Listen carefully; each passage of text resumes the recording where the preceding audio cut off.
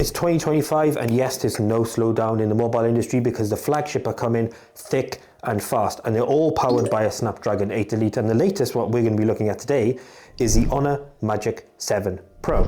Now, we're going to cut to the chase on this one, and we're going to go straight to the unboxing experience of the Honor Magic 7 Pro, and there's one reason why. It's pretty basic. You get essentially the phone in this lunar silver, I believe it's called, something to that effect. Correct me if I'm wrong. And then you get a cable, you get a SIM ejector pin, and you get manuals. That's it. Now, the reason we bring up the unboxing experience is because this particular Magic 7 Pro can achieve two things: 80 watts of wireless charging and 100 watts of wired charging. Neither are available in the box. So then this is an additional expense on top of the price of this Magic 7 Pro, which comes in at £1,099 before any promotions. There is a launch offer at the moment which just reduced the cost, but as it stands right now, it's £1,099 plus whatever a charger will cost you if you're outside of that initial launch period. Now, let's talk design very, very quickly. So you get a pretty beefy, very bright and vibrant front display, and on the side here you've got sort of squared off edges which are rounded, which lead to the frame along the back, and then a massive camera housing. The design itself is actually really, really nice. It is weighty, but in a really, really good way. But the internals of this phone are peak 2025, and with anything in 2025, the main focus, of course, is AI. But the AI in this is twofold. Let's talk about number one first. Now, the AI section, much like you get in Samsung's, actually lives within the settings under Honor AI, which is really, really cool. Now, it gives you a breakdown of what you can do. Now, we're just going to go through these very, very quickly. You've got suggestions based on apps that you're using. It'll suggest other apps that may be supported or similar. And then you've got the translation, which again is very, very good. Limited in languages, but does offer, if you go to Spain, Italy, France, Germany, you can get translations, etc. Magic Text essentially works as a selection tool, which you can then copy and move across. But everything AI related is linked to the Magic portal itself. And funnily enough, weirdly, it's all linked to you knocking with your knuckle, like we just done to take a screenshot. A lot of it is linked to that.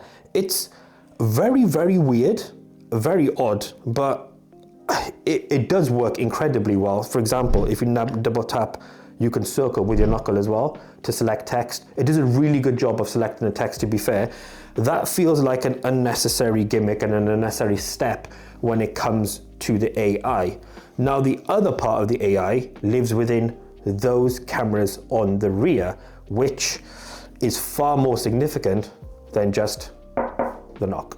So this camera housing looks very, very similar to the camera housing on this, which is the Oppo Find X8 Pro, which seems to be a design language that is getting very common, but we absolutely love these huge dominant cameras. But let's talk about those. You get a 50 megapixel wide, 50 megapixel ultra wide, a 200 megapixel telephoto periscope, and then on the front, you also get a 50 megapixel with a time of flight sensor. Now, the camera systems are absolutely insane, but if you remember correctly, they're not all that different to the Magic 6 Pro from last year, which had this exact same spec, but 180 megapixel on that periscope telephoto. Nevertheless, although this may be an incremental upgrade, the output in terms of the cameras and the photos is excellent. And let's talk about the zoom right off the bat. That is where AI is amped up to a whole different level. You get really, really, really good post-processing using Honor's AI zoom. It does a great job, even at 100x, in processing what is essentially really, really blurry images and making them look somewhat decipherable to what they should be.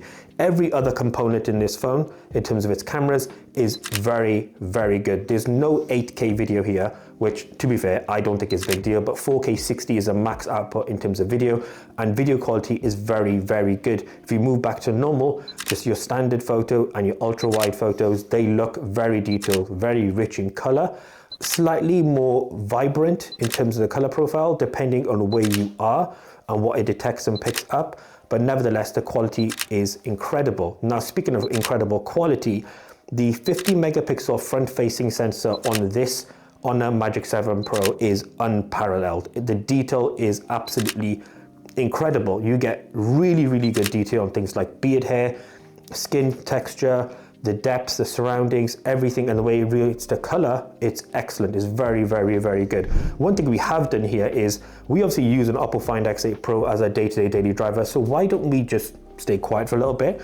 And this is all about you guys. We want you to see the next few photos of the Magic 7 Pro versus the Oppo Find X8 Pro, and you tell us what you think is better. This will be solely based on the rear of the cameras because the front is a non-starter.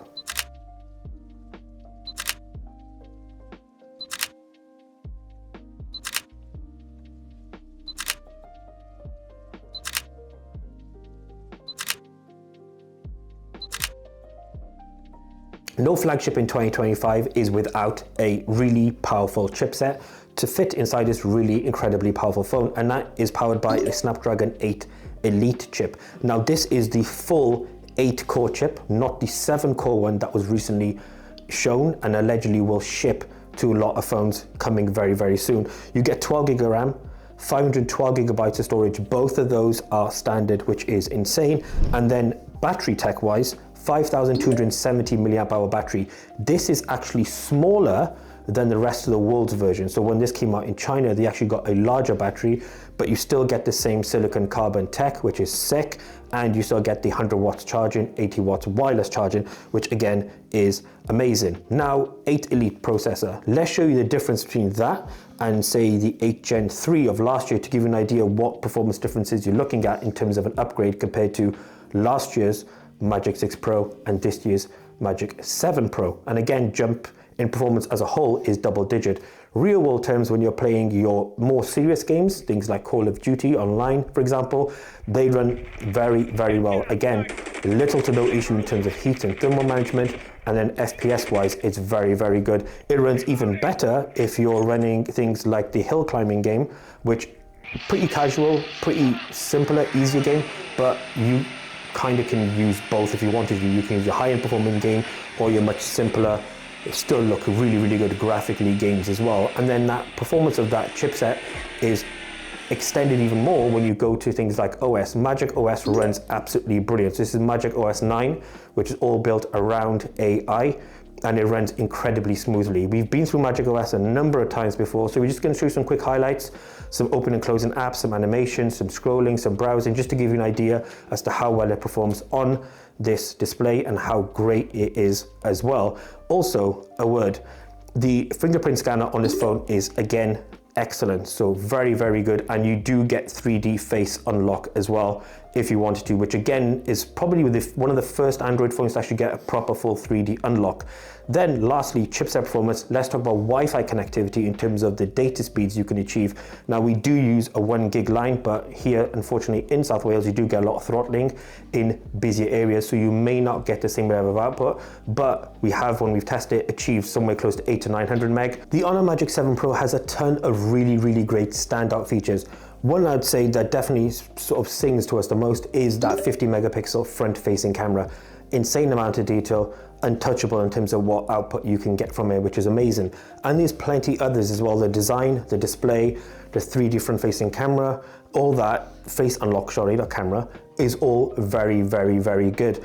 In terms of battery, although smaller than the rest of the world, such as China, it still gets you really, really good all-day battery. And then if you were to recharge it, 80 or 100 watts, if you've got the compatible plugs and charging options, are very, very good. I would say that although it is a small upgrade over the Magic 6 Pro, if you're in the market for a flagship in 2025 that offers you all of the best of what's available right now, it may well be worth considering something like the Honor Magic 7 Pro. Incredibly powerful phone, great AI features, which are usable day to day, no gimmicky stuff, and then you're going to get the longevity because it's going to have a minimum of 4 years of software support for Android OS as well, which is sick. So that's a review of the Honor Magic 7 Pro, a great phone to look at as a flagship in 2025. But before you go, we have a quick question. Let us know your thoughts on the 7 Pro. Would you consider buying it or not? Let us know in the comment section, like and subscribe for more. Until then, we out.